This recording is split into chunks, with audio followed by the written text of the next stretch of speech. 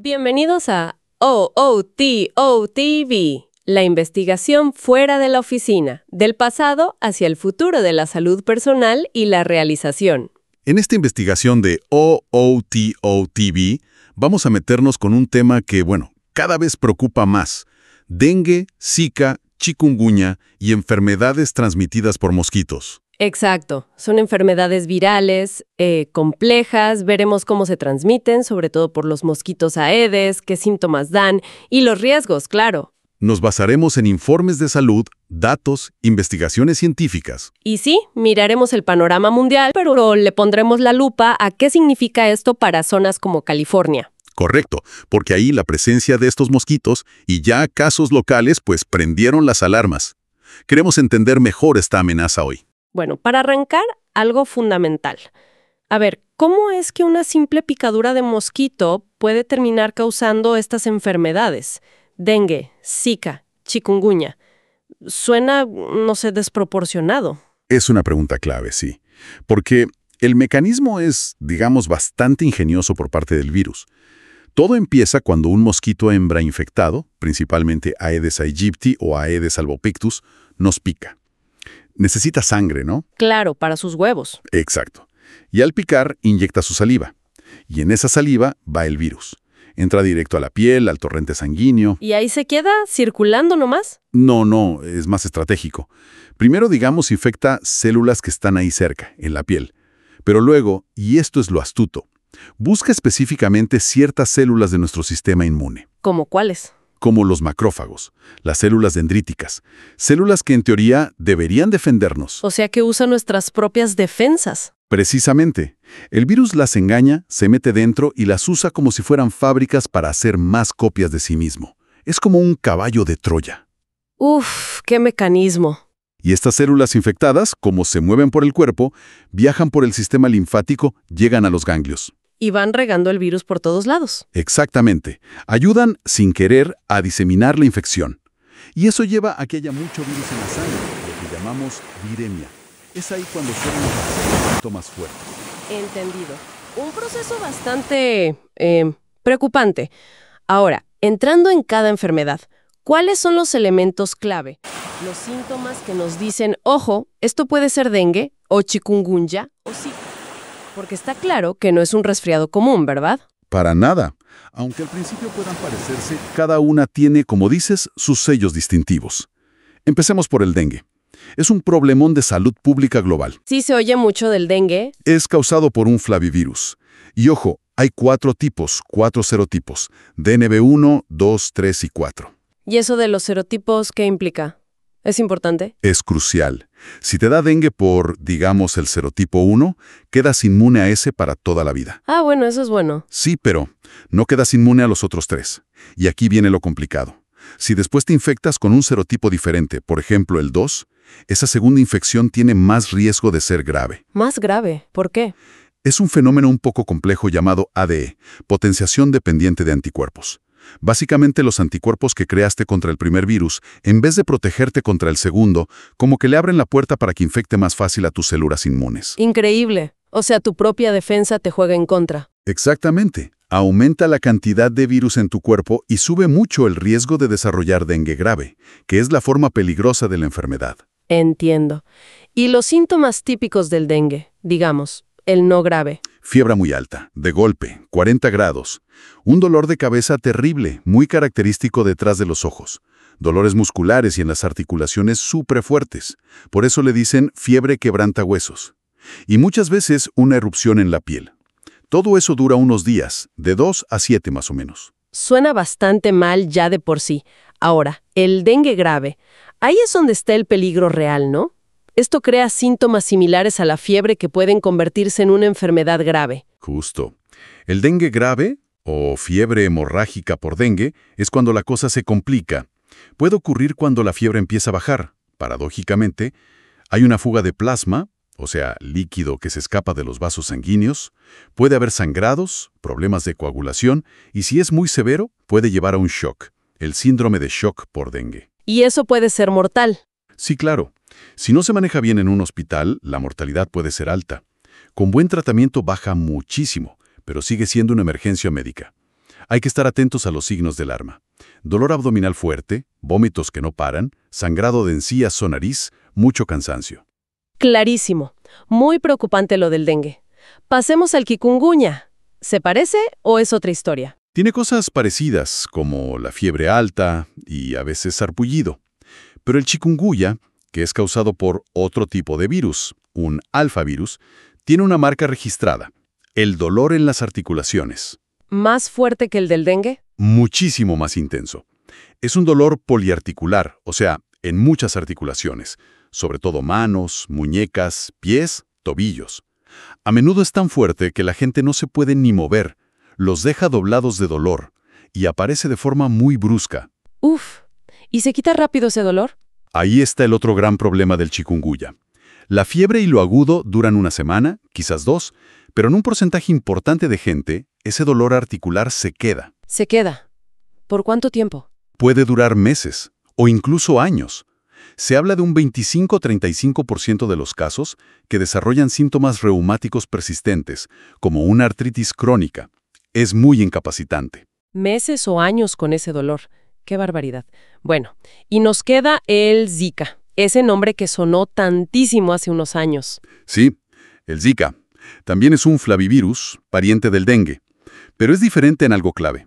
La mayoría de la gente que se infecta, quizás 4 de cada 5, ni se entera. No tienen síntomas. ¿En serio? ¿Asintomático? Sí, o los síntomas son muy leves.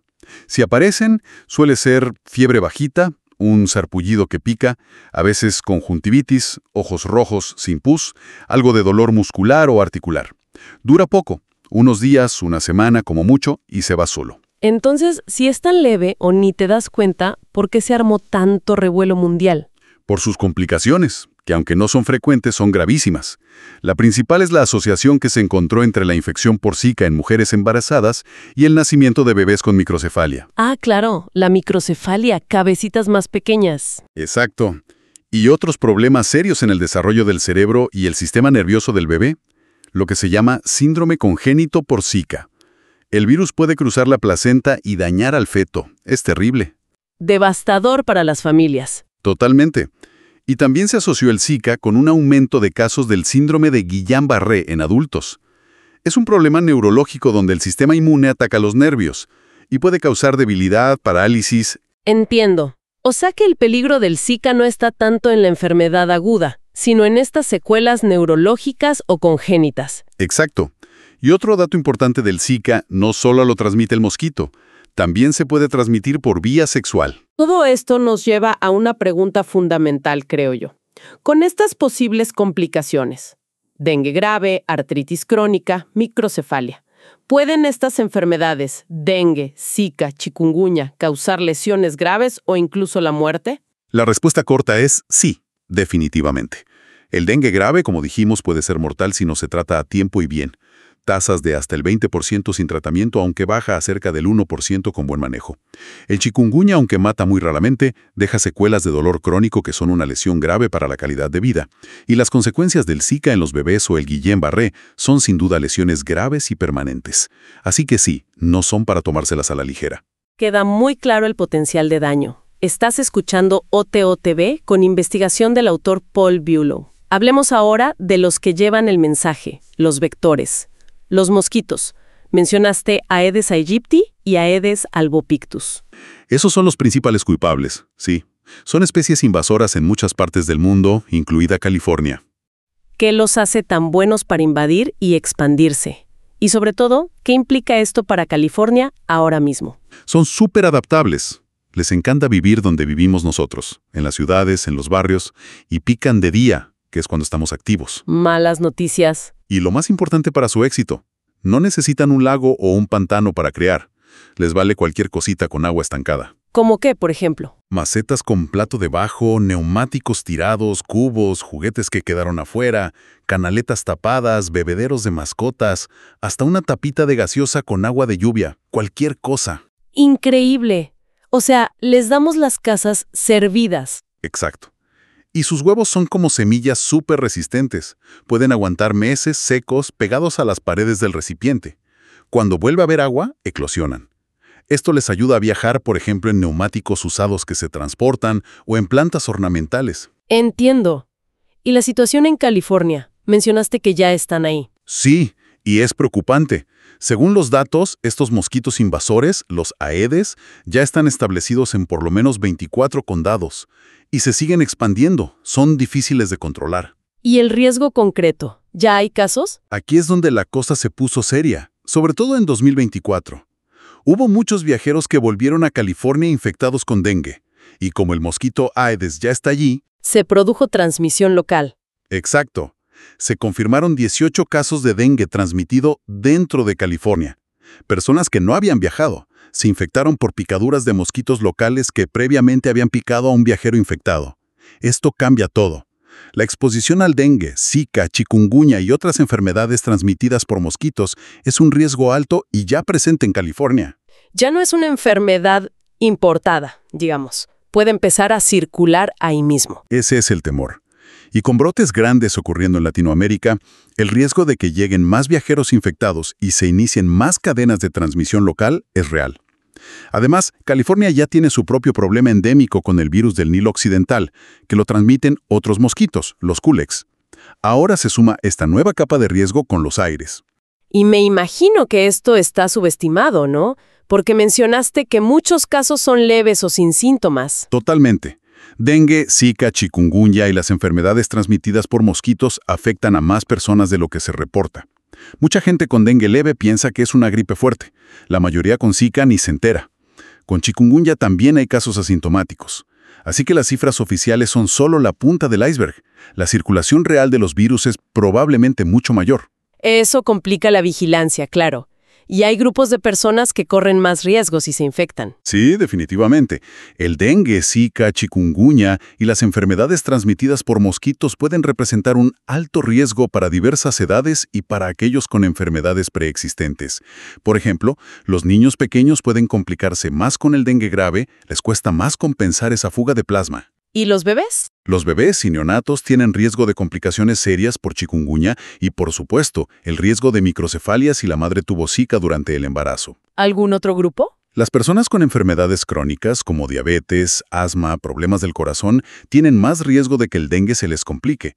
Las embarazadas son un grupo de altísimo riesgo, tanto por zika como por dengue, que puede causar parto prematuro o problemas en el bebé.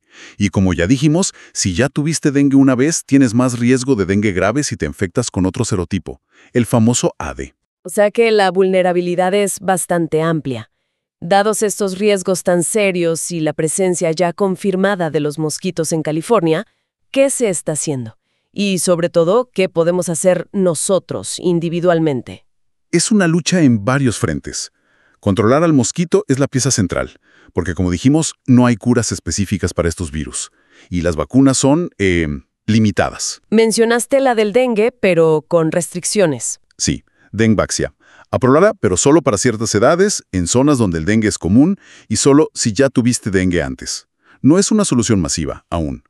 Para fiebre amarilla sí hay vacuna efectiva, eso hay que recordarlo, aunque no es el foco principal hoy. Entonces, si las vacunas no son la respuesta total por ahora, todo recae en controlar al mosquito. ¿Cómo se hace eso? Lo básico, lo tradicional, sigue siendo fundamental. Y lo número uno es eliminar los criaderos. Lo que hablamos de los recipientes con agua. Exacto. Vaciar y limpiar, o tapar, o tirar, cualquier cosa que pueda juntar agua en casa y alrededor. Una vez por semana. Macetas, neumáticos, baldes, juguetes, todo. Es la medida más efectiva y depende de cada uno de nosotros y de la comunidad. Parece simple, pero requiere constancia. Mucha constancia. Después están los larvicidas, que se usan para tratar agua que no se puede eliminar, como algunas fuentes o sumideros. Y los adulticidas, la fumigación, para matar mosquitos adultos. Pero esto tiene sus peros. Resistencia de los mosquitos, impacto en otros insectos, no es una solución definitiva. ¿Y el control biológico? ¿Usar otros bichos? Sí, se usa. Por ejemplo, peces que comen larvas en estanques, o unos pequeños crustáceos llamados copépodos. Son herramientas útiles en ciertos contextos. Bien, eso es lo clásico. ¿Hay cosas más nuevas, más tecnológicas en desarrollo? Sí, y algunas son muy interesantes. Una de las que más suena es usar una bacteria llamada Wolbachia. ¿Una bacteria para controlar mosquitos? Sí, es una bacteria que vive naturalmente en muchos insectos, pero no en el Aedes aegypti.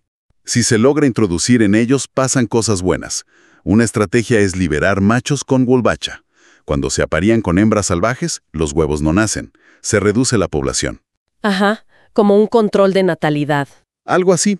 Y la otra estrategia, quizás más prometedora, es liberar machos y hembras con Wolbachia. La bacteria dentro del mosquito hembra bloquea la replicación de los virus del dengue, Zika y chikungunya. O sea, el mosquito pica pero no transmite la enfermedad. Eso suena increíble. Y funciona. Ha habido ensayos muy exitosos. Uno famoso en Indonesia redujo los casos de dengue sintomáticos en un 77% en las zonas donde se liberaron mosquitos con Wolbachia. Es muy esperanzador. ¡Fascinante! ¿Qué otras innovaciones hay? Se sigue trabajando con la técnica del insecto estéril, TIE, que es liberar millones de machos esterilizados con radiación. Compiten con los salvajes y reducen la descendencia. A veces se combina con la Wolbachia. Y también están los mosquitos genéticamente modificados. ¿Los famosos mosquitos transgénicos? Exacto, como los de la empresa Oxtec. Son machos modificados con un gen que hace que sus crías mueran antes de llegar a adultas.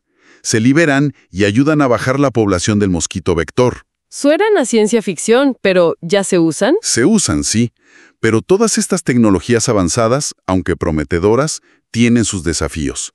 Costos, logística para criar y liberar tantos mosquitos, a veces se necesita aprobación regulatoria o hay debate público.